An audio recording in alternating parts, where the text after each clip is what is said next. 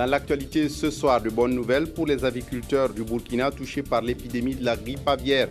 Ils vont désormais être indemnisés à 2000 francs CFA le poulet au lieu de 1000 francs. C'est une des décisions du Conseil des ministres de ce mercredi. Vous entendrez le ministre en question dans ce journal.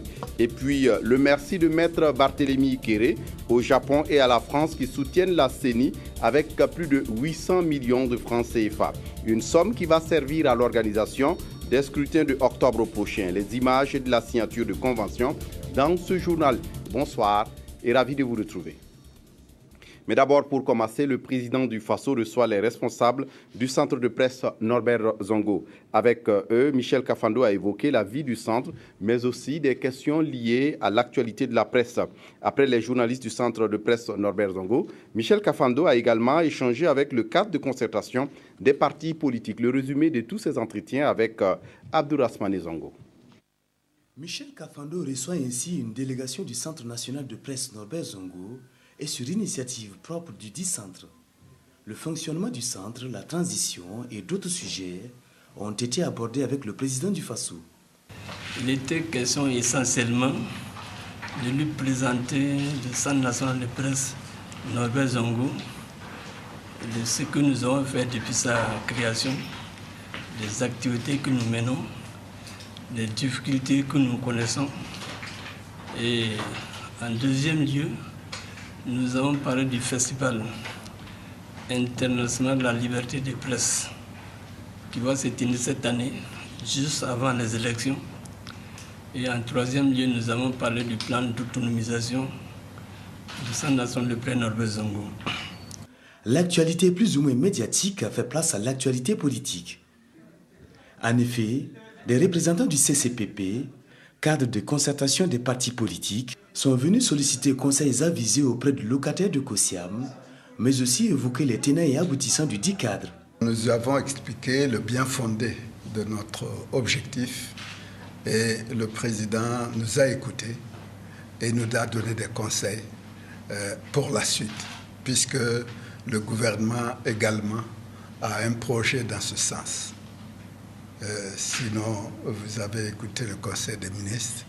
Il semblerait qu'il y a un décret qui a été pris pour créer un cadre de concertation des forces vives de la nation.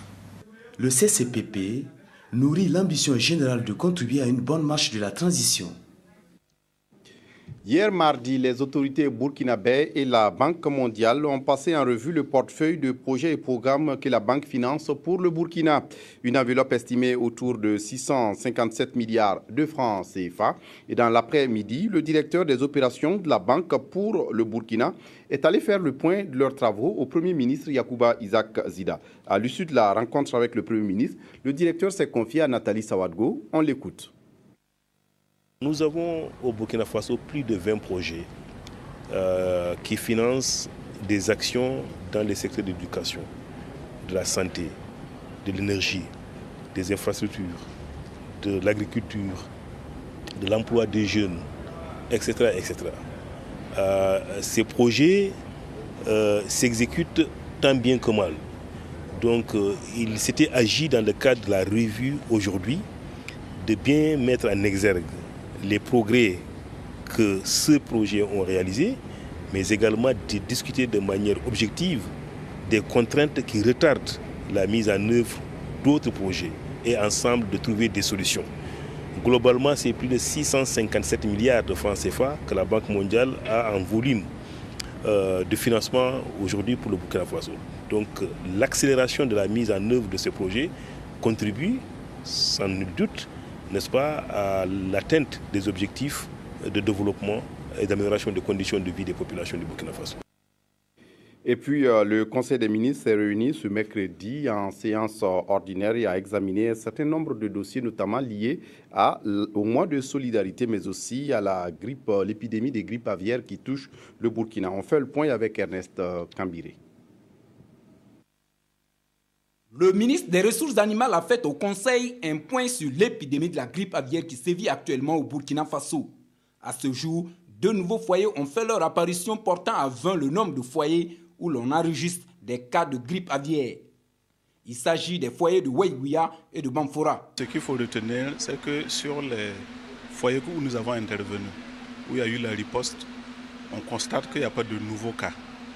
Ce qui veut dire que nous sommes en train, effectivement, au niveau de ces foyers-là, de venir à bout de la grippe aviaire. La bonne nouvelle, c'est la décision prise par le Conseil des ministres de ce jour de revoir à la hausse les taux d'indemnisation de la volaille touchée par les abattages sanitaires. Une nouvelle grille d'indemnisation a été adoptée par le Conseil. On passe de 1 000 francs à peu près à 2 000 francs pour les volailles locales, ce qui se rapproche effectivement du prix d'achat et du marché, du prix d'achat normal au niveau national. Et pour la volaille moderne également, il y a des améliorations selon les tranches d'âge et selon les produits. Pour les œufs, par exemple, on passe de 25 francs à 35 francs en ce qui concerne les œufs de la volaille locale. Le ministre de l'Action sociale et de la Solidarité nationale a fait au Conseil un bilan à mi-parcours de la mise en œuvre du mois de la solidarité. Et à la date d'aujourd'hui, plus de 98 millions de francs CFA ont été mobilisés au profit des personnes vulnérables. On peut dire que la nation a très bien réagi, les populations ont très bien réagi. La générosité allant dans le sens de la solidarité, de proximité à l'interne du pays a bien fonctionné. Mais nous attendons toujours des contributions parce que vous le savez, la prise en charge donc, des victimes de l'insurrection reste encore à conduire et nous avons besoin de conjuguer nos efforts pour y arriver. Nicole Angeline Zanyelemou a également fait au Conseil le point sur la participation du Burkina Faso à la 3e conférence mondiale sur la réduction des risques de catastrophes. De par notre participation à cette conférence, nous avons pu, à l'instar des autres pays, arrêter des résultats à atteindre, c'est-à-dire améliorer la résilience des populations vis-à-vis justement des catastrophes naturelles et ce en relation avec les changements climatiques.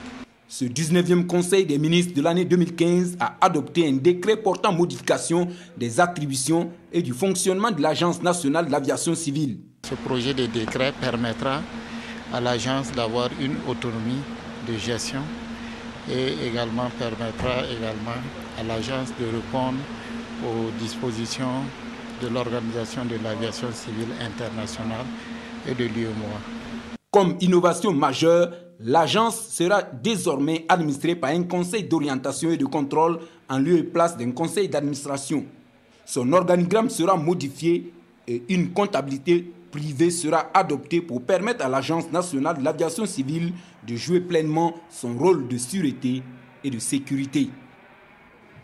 Et puis le merci de Maître Barthélemy Kéré. Au Japon et à la France, ces deux pays soutiennent l'organisation des élections futures au Burkina Faso à travers un financement de près de 815 millions de francs CFA. Le Japon contribue pour environ 500 millions de francs CFA et la France pour environ 328 millions de francs CFA. Ces apports vont contribuer à l'organisation des élections d'octobre et va également aider la CENI de pouvoir rester dans le temps et offrir des élections crédibles et transparentes au Burkina Faso. Ini-Janine Kambiré. À travers ces signatures de convention, 500 000 euros, soit environ 328 millions de francs CFA et 487 millions de francs CFA, sont les sommes octroyées respectivement par la France et le Japon à la Commission électorale nationale indépendante. Une contribution destinée à appuyer la supervision du scrutin, la centralisation et le traitement des résultats afin de favoriser leur proclamation dans les meilleurs délais. La France est aux côtés des autorités de la transition pour pouvoir assurer le processus électoral, donc l'organisation de ces élections présidentielles et législatives dans les meilleures conditions possibles et pour respecter le délai imparti. 487 millions francs CFA pour la réalisation de projets de renforcement des capacités logistiques de la CENI.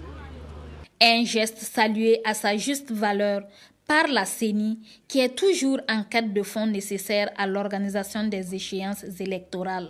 La plupart de ces interventions va aider la CENI dans la gestion accélérée, dans le traitement rapide des résultats, de manière à effectivement ce que les résultats puissent être proclamés le plus rapidement possible. En tant qu'observateur de la vie politique burkinabé, la France et le Japon souhaitent que notre pays parvienne à l'organisation d'élections crédibles, paisibles, libres et transparentes, signe d'une transition réussie. En politique, les sankaristes tiennent les 16 et 17 mai prochains leur convention. Une convention qui va aboutir au choix d'un candidat unique des sankaristes pour la présidentielle d'octobre prochain. Ce matin, la jeunesse sankariste a rencontré les journalistes pour exprimer son soutien de la convention. Abdourahmane Zongo y était son compte-rendu. Sampawende Ouedraogo et ses camarades de la convention des associations et mouvements de la jeunesse sankariste prennent fait et cause de la tenue de la convention pour le renouveau sankariste prévue ce week-end avec la présence de la veuve de Thomas Sankara. L'information a été portée aux hommes de médias. Il est annoncé pour les 16 et 17 mai prochains la tenue de la convention pour le renouveau sankariste à Ouagadougou sous le haut patronage de la première dame, Mariam Sankara. Cette convention entre sankaristes de tous bords a pour vocation de revisiter, mettre à jour et réactualiser la vision, les valeurs et les idéaux de la révolution démocratique et populaire, en vue de gagner les prochaines élections et mettre en œuvre le projet de société sankariste. Le seul qui est à même de répondre aux enjeux de reconstruction et du développement du Burkina Faso en libérant les énergies. La Convention des associations et mouvements de la jeunesse sankariste se réclame d'un mouvement citoyen et invite tous ceux qui adhèrent aux idéaux de Thomas Sankara de réserver un accueil chaleureux ce 14 mai à Mariam Sankara, personnalité centrale de la Convention pour le renouveau sankariste. L'ODJ, l'Organisation démocratique des jeunes du Burkina, rend hommage aux victimes de l'insurrection des 30 et 31 octobre 2014. Ce jour-là, 5 membres de l'ODJ, selon son président André Tibiri, sont tombés à Tangangari, commune de Bundero, dans la province du Yaga. Le lundi dernier, l'ODJ a donc tenu dans la localité une journée d'hommage, compte rendu Bernard Diasso.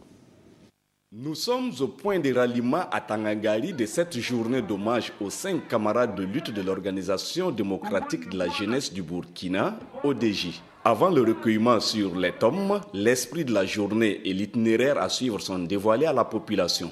Puis, silencieusement, cette marche jusqu'où se reposent Abdourahmane Boubacar, Amadou Woba, Momadi Mamoudou, Boubacar Ama et Boubacar Sissé Diboubou. Il s'agit d'un hommage à nos 5 camarades militants de l'ODJ, donc, tombés le 30 octobre 2014 au cours de l'insurrection populaire.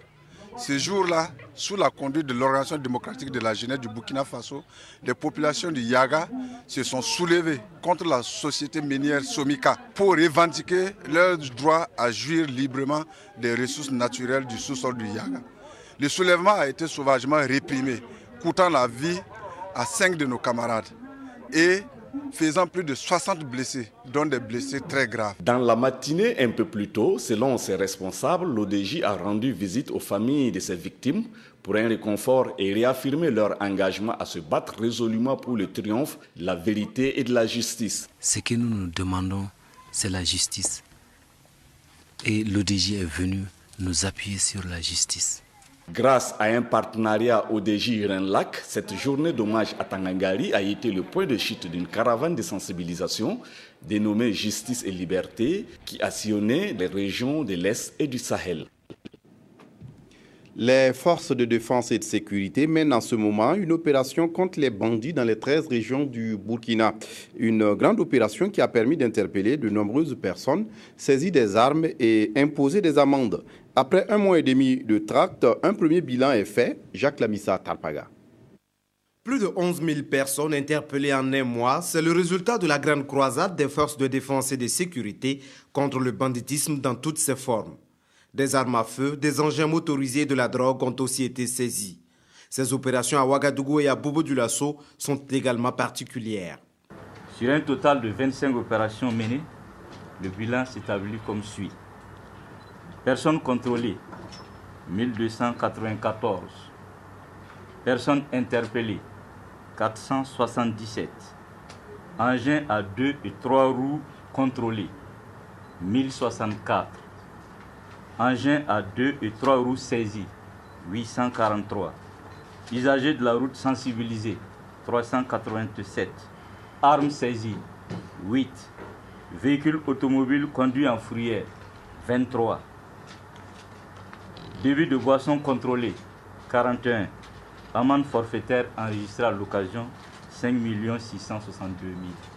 Les opérations contre le grand banditisme et l'insécurité en ville vont se poursuivre, mais l'efficacité va surtout résider dans la présence permanente des forces sur le terrain.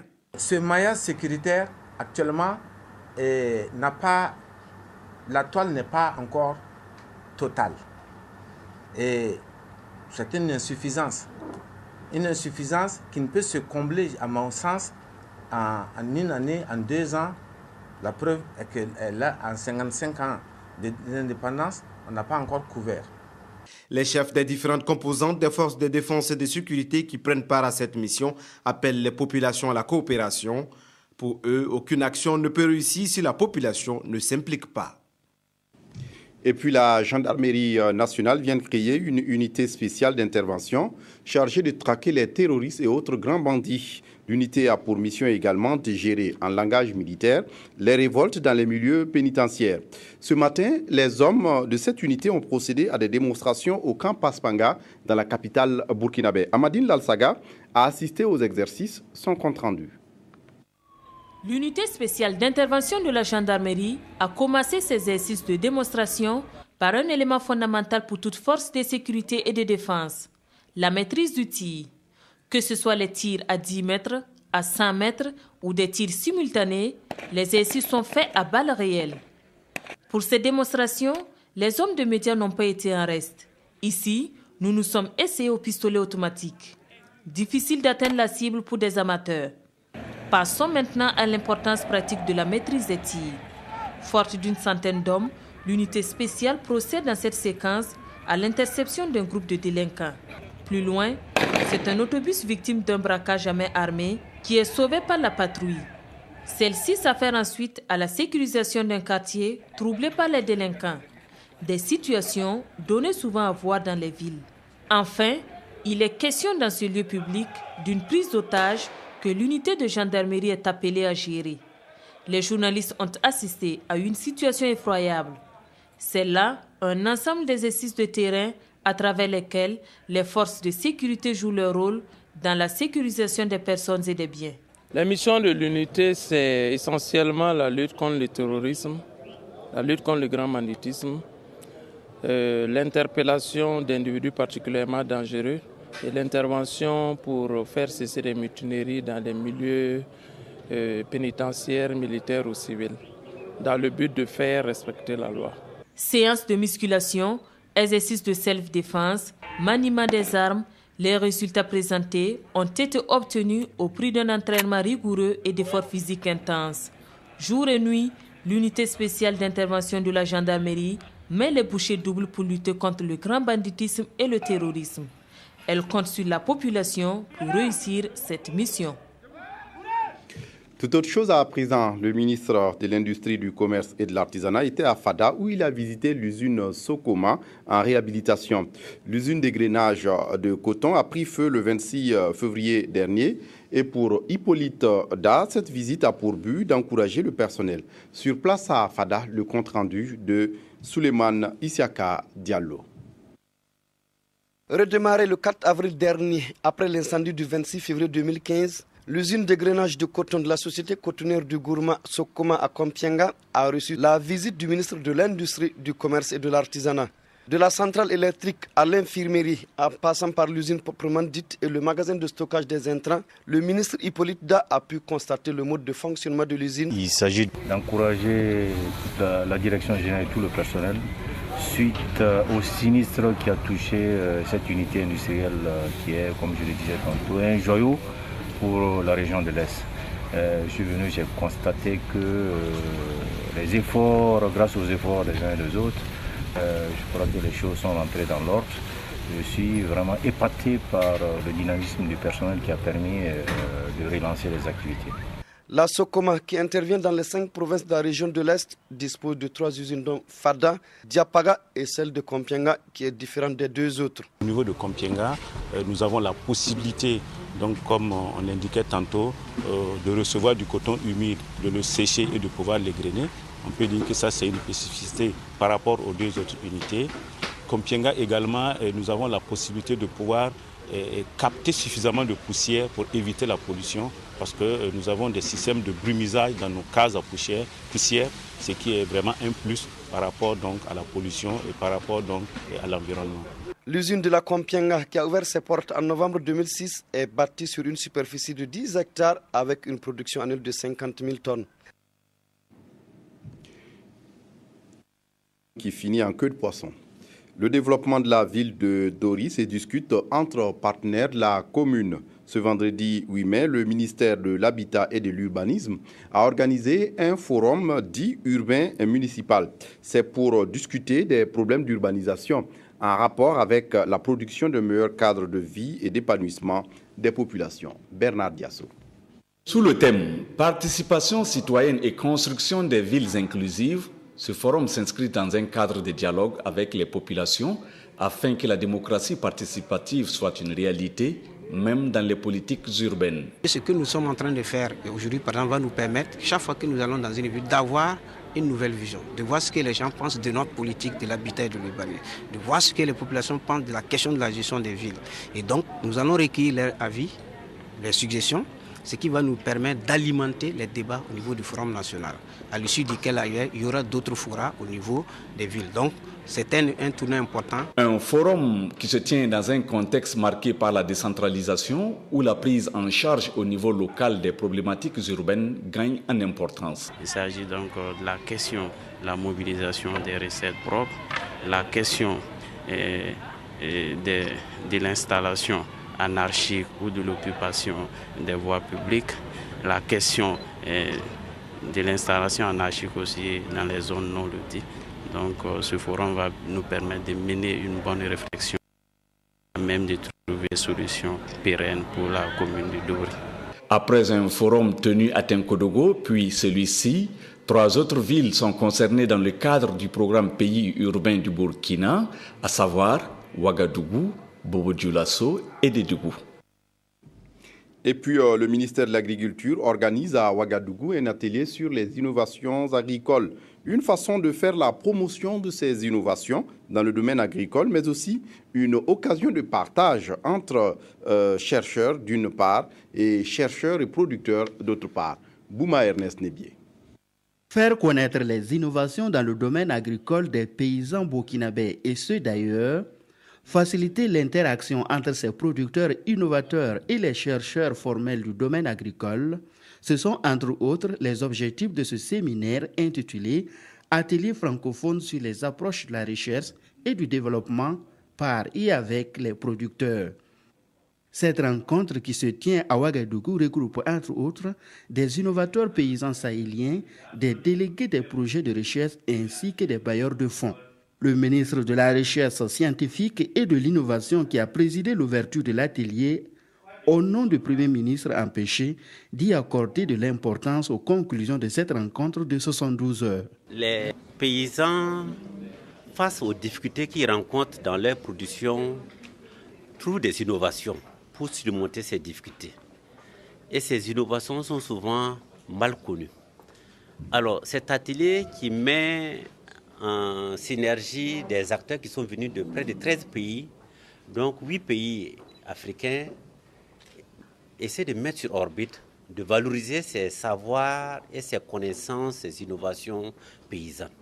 En tant que ministre en charge de la recherche scientifique et de l'innovation, c'est un devoir de soutenir cet atelier. Les conclusions vont servir d'abord à promouvoir ces savoirs, ces innovations paysannes.